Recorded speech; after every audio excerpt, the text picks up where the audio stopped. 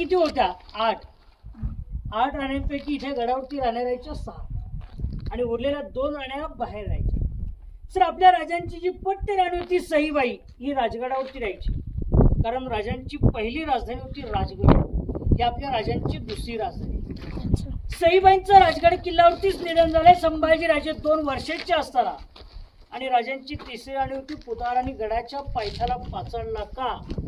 राष्ट्रमाता जिजाऊमासाहेब त्यांना गडावरचं हवामान हे क्लायमेट सहन होत नव्हतं, कारण त्यांचं वय 74 होतं.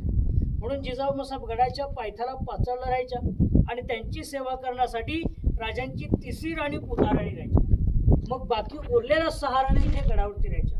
सर एक प्रश्न निर्माण होतोय की राजाने 8 राण्या का केल्या?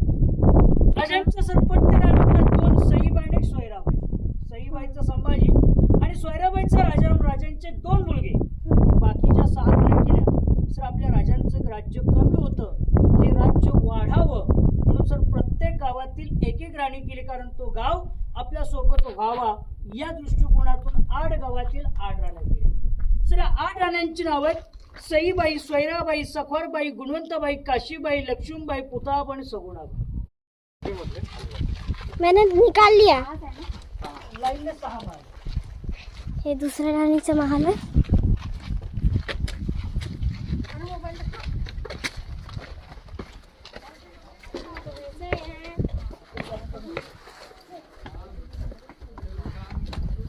जे वाडे पाहिले ना ते अष्टप्रधान मंत्रिमंडळांचे वाडे, मंत्र्यांचं ऑफिस ते वाडे. आणि आपल्या समोर बघा, आपल्या पाठीमागे जे चाळी ठेवलेले 3 खड्डे असतात यांचं नाव आहे धान्य कोठार. 22 फूट खोल खड्डे. धान्य कोठार म्हणजे ग्रॅनरी. इंग्रजांनी या गडाला 4 दिशेने 3 महिने 6 महिने गडाला वेढा मारला. तर इथल्या गडावरच्या लोकांना धान्य पुरेल अशा प्रकारे या कोठारात धान्याचा साठा स्टोअर केले जायचं. हे छत्रपती शिवाजी महाराजांच्या काळात. आणि राजांच्या नंतर 1733 ला गडावरती बाजीराव पेशवे आले, दुसरे बाजीराव. सर पुण्यातून कारभार करायचे. सर या पेशव्यांनी कोठारांचा एक कैदी वापर केलाय.